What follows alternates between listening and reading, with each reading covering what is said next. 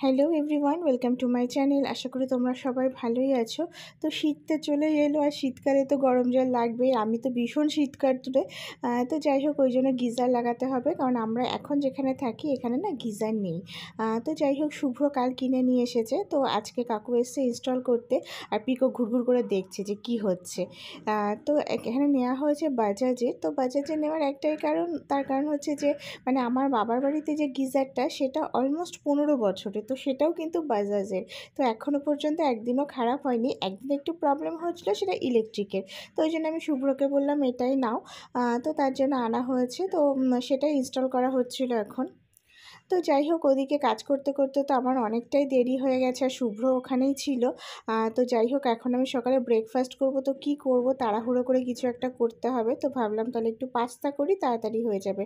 আর এইদিকে এই যে দুধটা গরম হতে বসিয়ে দিয়েছে। আর আমাদের গরুর দুধ নেওয়া হয়, তো দুদিনের দুধ জমে গেছিলো, তার জন্য অনেকটা হয়ে গেছে। তো একবারে গরম হতে বসিয়ে দিয়েছি, ওই জন্য কড়াইতে দিয়ে দিয়েছি। তো এইদিকেই দেখো পাস্তাটা হয়ে গেছে।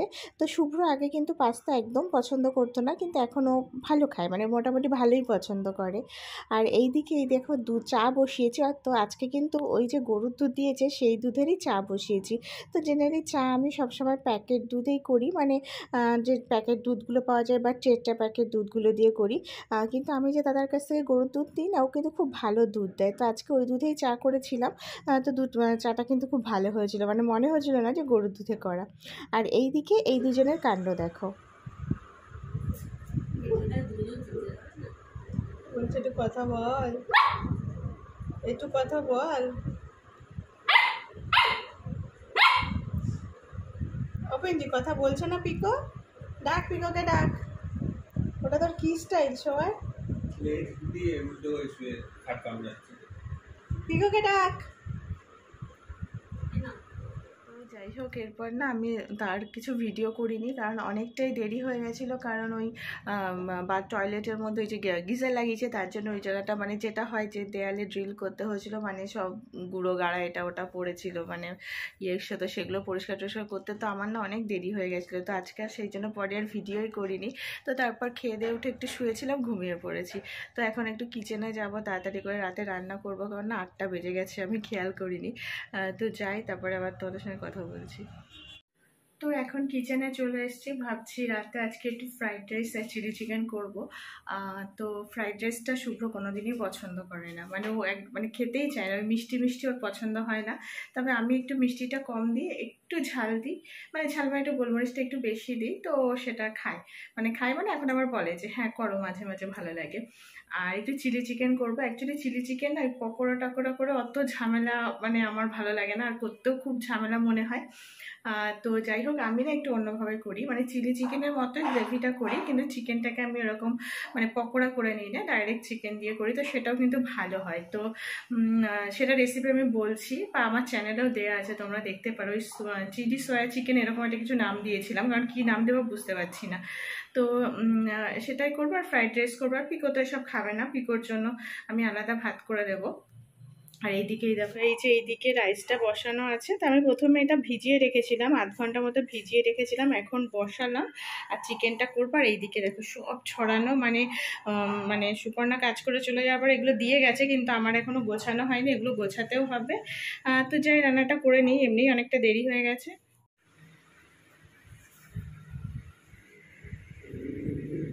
এই ওই এই একজন, আমি এখানে এই যেগুলো না দেব না, কি এগুলো খায় না।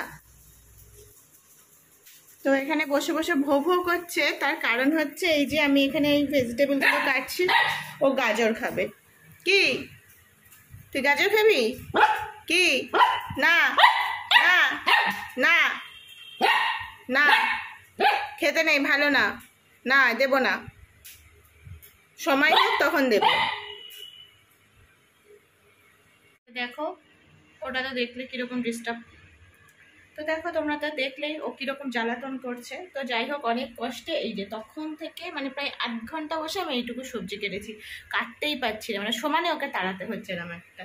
তারপরে এই যে পিকো এসে বসেছে, দেখো এখন পিকোকে খোঁজাচ্ছে, ওই দেখো পিকোর পা কামড়াচ্ছে। দেখো বেলুনটা এখানে দিয়ে রেখেছি, সেই ভয়টা ও পাচ্ছে না। দেখো দেখেছো সাহস কত বড়। পিকো কিন্তু গজাচ্ছে, তাও দেখো। পিকো দে তো, কামড়ে দে তো, দে তো কামড়ে দে, ডিস্টার্ব করছে। তো এই যে এদিকে আমি চিকেনটা বসিয়ে দিয়েছি। তো আমি বললাম একদম শর্টকাট চিকেন তৈরি আজকে করব। তো এটার জন্য আমি এখানে রিফাইন তেলের মধ্যে একদম কুচি কুচি করে কেটে রাখা পেঁয়াজ আর রসুন একটু পেস্ট করে দিয়েছি, একটু আদা গ্রেট করে দিয়েছি, আর অল্প একটু ভিনিগার, লবণ আর একটু হলুদ দিয়ে আমি চিকেনটাকে একটু কষিয়ে নেব। আর একই সাথে এই যে এদিকে রাইসের জন্য আমি গাজরটা ভাজতে বসিয়ে দিয়েছি, আর এদিকে এই যে একটু কাজু কিশমিশ ভিজিয়ে রেখেছিলাম গরম জলে। তো গরম জলে ভিজিয়ে রাখলে তাড়াতাড়ি হয়ে যায়, তো আমি আজকে ভেজাতে ভুলে গেছিলাম, ওই জন্য গরম জলেই দিয়ে দিয়েছি। তো এইদিকে দেখো চিকেনটা অনেকটা মানে কষানো হয়ে গেছে। তো হালকা সেদ্ধ হয়ে আসার পর আমি এর মধ্যে ডুমো ডুমো করে কেটে রাখা পেঁয়াজটা দিয়েছি, আর ডুমো ডুমো করে কেটে রাখা ক্যাপসিকাম দিয়েছি। তো এখানে বেল পেপার দিলেও আরও ভালো হয়, তো আমার কাছে ছিল না, প্লেন ক্যাপসিকাম ছিল, সেটাই আজকে দিয়ে দিয়েছি। তো দিয়ে এবার এটা আরও কিছুক্ষণ একদম লো ফ্লেমে রেখে আমি কষাবো। তো এই রান্নায় কিন্তু আমি একটুও জল দেব না। তো আর এইদিকে দেখো এই যে সব ভাজাগুলো হয়ে গেছে, এখানে বিনস আর ক্যাপসিকাম ছিল। আর এইদিকে এই দেখো ভাতটা আমার হয়ে গেছে, এটা আমি আগে করেছিলাম। তো দেখো বেশ ঝুরো ঝুরো হয়েছে, আর ধোয়া উঠছে। আমার তো মনে হচ্ছে রাইস করার আর দরকার নেই, এটাকেই আমি যেন একটু চিকেন দিয়ে শুধু শুধু খেয়ে নিই, এই আর কি। এইদিকে এই যে পিকো গিয়ে এখানে হামলা দিচ্ছে। তো ব্যাপারটা হচ্ছে শুভ্র এসছে, সেটা আমি জানি, কারণ ও আমাকে ফোন করেছিল। আনন্দ ওদের আর ধরছে না। কি নিয়েছো?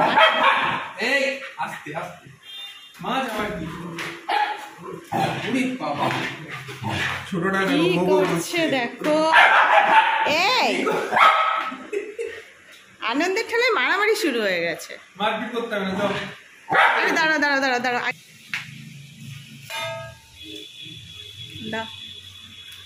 এখন আমার ধুতে কতক্ষণ লাগবে? তুমি ধুয়ে দাও। ধুয়ে দেবে? সত্যি সত্যি? কি হয়েছে? আমি কেটে দিচ্ছি, কেটে দিচ্ছি। ওদের মাছ কেটে আনো নি? আমি পারবো না এখন মাছ কাটতে। কি মাছ দেখ, ইয়ে বাবা, এই ট্যাংরা কে কাটবে? এটা কি ভগবান, এত বড় মাছের মাথা কে খাবে? হ্যাঁ আমি মাছের মাথাই খাই না, আমি পারবো না এখন মাছ কাটতে, তুমি কাটবে। খাটনি দেখো, এখন মাছ নিয়ে এসছে, দেখবো কেমন কাটো। আমি কিন্তু সিরিয়াসলি বলছি, আমি এখন মাছ কাটতে পারবো না, আমার কোনো রান্না হয়নি। কি ভাবা যায়, এখন এই ট্যাংরা মাছ, পার্শে মাছ নিয়ে এসছে, এগুলো কেটে আনেনি, কে কাটবে এখন? আমি একটাও কাটবো না, দেখো।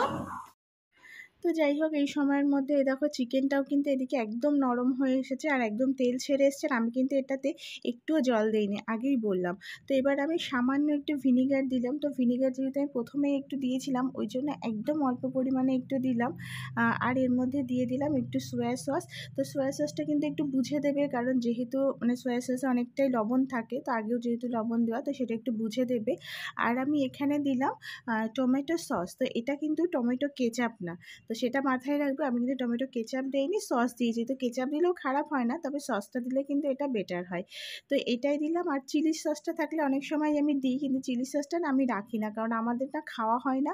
তো আনলে না ওই ডেট এক্সপায়ার হয়ে পড়ে নষ্টই হয়, ওই জন্য আমি চিলি সসটা খুব একটা বাড়িতে রাখি না, খুব দরকার না পড়লে কেনাও হয় না। তো যাই হোক, এগুলো দিয়ে আমি মোটামুটি আরও মিনিট 5 কি 3-4 মিনিট একটু ভালো করে কষিয়ে নিয়েছিলাম। তো দেখো এটা কিন্তু একদম ড্রাই হয়ে গেছে।